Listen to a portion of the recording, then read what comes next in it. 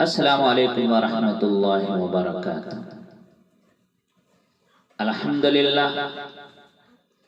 الحمدللہ رب العالمین والصلاة والسلام علی سید المرسلین وعلی آلہ وعلی اصحابہ اجمعین، اما بعد۔ میرے محترم بھائیوں اور دوستوں، بزرگوں، 15 شعبان کے بارے میں تھوڑی سی باتیں کرنی۔ اس رات کے مختلف نام علماء نے رکھے ہیں۔ شب برات، شب مغفرت، شب رحمت، شب برکت۔ لیکن حدیث پاک میں اس کا کوئی نام نہیں ہے۔ حدیث پاک میں ہے لیلۃ النصف من شعبان، آدھے شعبان والی رات، یعنی 15 شعبان کی رات۔ اس میں صرف یہ الفاظ ہیں، باقی یہ نام بعد کے علماء نے رکھے ہیں۔ چونکہ اس میں مغفرت ہوتی ہے تو اس کا نام شب مغفرت، اس میں جہنم سے خلاصی ہوتی ہے تو شب برات، اس میں برکتوں کا نزول ہوتا ہے تو شب برکت، اس میں رحمتوں کا نزول ہوتا ہے تو شب رحمت۔ لیکن یہ نام حدیث میں کہیں نہیں ہے۔ حدیث میں ہے لیلۃ نصف من شعبان، بس یہ نام آتا ہے۔ اس کے بارے میں امت میں 2 طبقے ہیں، دونوں انتہا پر ہیں، جو کہ نامناسب ہے۔ ایک طبقہ ہے جو بالکل نفی کرتا ہے، رد کرتا ہے اور اس میں شدت اختیار کرتا ہے، اور ایک ہمارے یہاں ہے جو بہت کچھ ڈال دیا ہے اس میں۔ یہ بھی بالکل غلط ہے، یہ بھی نہیں ہونے چاہیے۔ جو اعتدال کی بات ہے وہ میں آپ کے سامنے پیش کرتا ہوں۔ اللہ کے فضل و کرم سے اعتدال والے ہے، یعنی نہ شدت ہے نہ وہ بدعت ہے، درمیان کی چیز ہے۔ امید ہے صحیح ہو۔ اس رات کی فضیلت کو 10 صحابہ نے روایت کیا، جس میں ابو بکر رضی اللہ عنہ بھی ہیں اور حضرت عائشہ صدیقہ رضی اللہ تعالی عنہ بھی ہیں۔ ایک حدیث میں ہے کہ حضرت عائشہ رضی اللہ تعالی عنہ فرماتی ہیں کہ میں اٹھی تو عام بستر پر موجود نہیں تھے۔ جب میں آپ کو ڈھونڈنے کے لیے نکلی تو آپ جنت البقیع میں تشریف فرما تھے۔ جب آپ نے دیکھا تو کہا عائشہ تو کیا سمجھتی ہے کہ اللہ اس کا رسول تمہارے ساتھ خیانت کریں گے؟ میں تو جنت البقیع آیا تھا دعا کرنے کے لیے۔ پھر آپ نے فرمایا کہ آج کی وہ رات ہے جس میں اللہ تبارک و تعالی بنو کلب قبیلے کے بکریوں کے بالوں کے برابر مخلوق کو جہنم سے آزاد کریں گے۔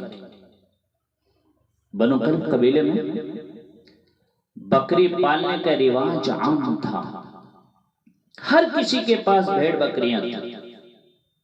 تو آپ نے فرمایا عائشہ جتنے بھیڑ بکریوں کے جسم کے اوپر بال ہیں ان کی تعداد کے برابر اللہ تعالیٰ اپنے بندوں کو مغفرت فرماتا ہے، یعنی جہنم سے خلاصی فرماتا ہے۔ ایک اور حدیث میں حضرت عائشہ نے پوچھا یا رسول اللہ اگر مجھے لیلۃ القدر نصیب ہو جائے تو میں کیا کروں؟ تو آپ نے فرمایا کہ یہ دعا پڑھو، اللہم انکا عفو تحب العفو فاعف عنی۔ اللہ تو معاف کرنے والا ہے، معافی کو پسند کرتا ہے، لہذا مجھے معاف فرما۔ تو یہ شب برات، شب مغفرت علماء نے نام رکھے ہیں، میرے نبی کے زبان سے یہ نام نہیں نکلا۔ میرے نبی کی عبادت صرف 11 رکعت تہجد کے نوافل تھے، چاہے وہ شب برات ہو، چاہے شب قدر ہو یا شب جمعہ ہو، 11 رکعت تہجد نوافل تھے۔ لیکن اس پر لوگوں نے کیا کیا بدعتیں ایجاد کر دی، نہ جانے کیا کیا بدعتیں ایجاد ہیں، اس کا کوئی تعلق نہیں ہمارے نبی کے فرمان سے۔ تو میرے بھائیو، اگر آپ کو عبادت کرنی ہے تو مسجد نہیں، گھر میں، مسجد نہیں، گھر میں، کیونکہ میرے نبی نفلی بندگی گھر میں ادا فرماتے تھے، مسجد میں نہیں۔ اب تو شب برات میں صلاۃ التسبیح کی جماعتیں ہو رہی ہیں، یہ کتنی بڑی نادانی اور بیوقوفی کی بات ہے۔ نفلوں کی کوئی جماعت ہوتی ہے؟ نفلوں کی کوئی جماعت ہی نہیں ہے، اور ادھر شب برات میں جماعتیں کروائی جا رہی ہیں۔ نفلی عبادات کے بارے میں اللہ کے نبی کا طریقہ گھر میں پڑھنا ہے، اور اللہ کی طرف سے بھی جو ہمیں اشارہ ملتا ہے فَاذْكُرِ اسْمَ رَبِّكَ وَتَبَتَّلْ إِلَيْهِ تَبْتِيلًا، کہ اپنے اللہ کو خوب یاد کریں، لوگوں سے کٹ کے الگ تھلگ ہو کے خوب اللہ کو یاد کریں۔ وَمِنَ اللَّيْلِ فَتَهَجَّدْ بِهِ نَافِلَةً لَكَ عَسَىٰ أَن يَبْعَثَكَ رَبُّكَ مَقَامًا مَحْمُودًا فَإِذَا فَرَغْتَ فَانصَبْ وَإِلَىٰ رَبِّكَ فَارْغَب۔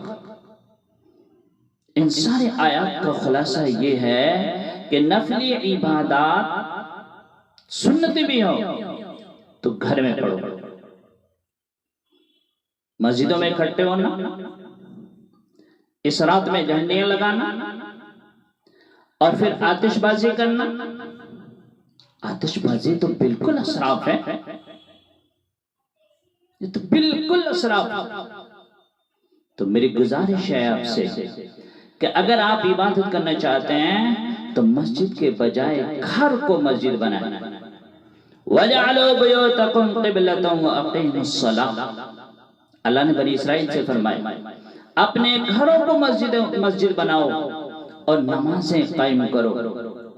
تو میرے بھائیو، ہم بھی اپنے گھروں کو خالی نہ چھوڑیں، قرآن پڑھیں، ذکر کریں، تلاوت کریں، آپ ساری فیملی اکٹھی ہو کے نوافل کا اہتمام کریں۔ مسجد فرائض کے لیے ہے، نوافل کے لیے گھر۔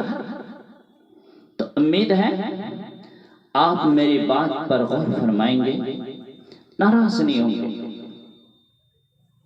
نماز، تلاوت، ذکر، دعا، آنسوؤں کے ساتھ اللہ کے سامنے جب ہاتھ پھیلائیں اور اللہ سے مانگیں تو رو رو کر مانگیں۔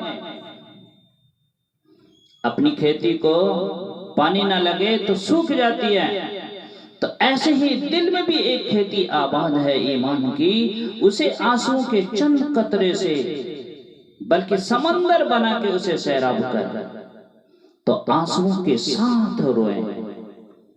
اگر آنسو نہ نکلے تو کم از کم رونے کی کیفیت بنائیں۔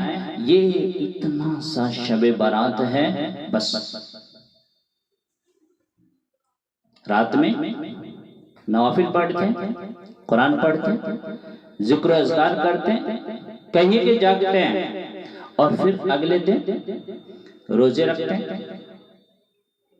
روزے کے بارے میں جو ابن ماجہ کی روایت ہے، کونوا لیلہا وصوموا شہرہا، یہ روایت بہت شدید ضعیف ہے، اور علامہ البانی رحمۃ اللہ علیہ نے تو موضوع قرار دیا کہ اس میں روزہ اس نیت سے رکھنا کہ نبی کی سنت ہے، یہ غلط ہے، اس طرح یہ بدعت بن جائے گا۔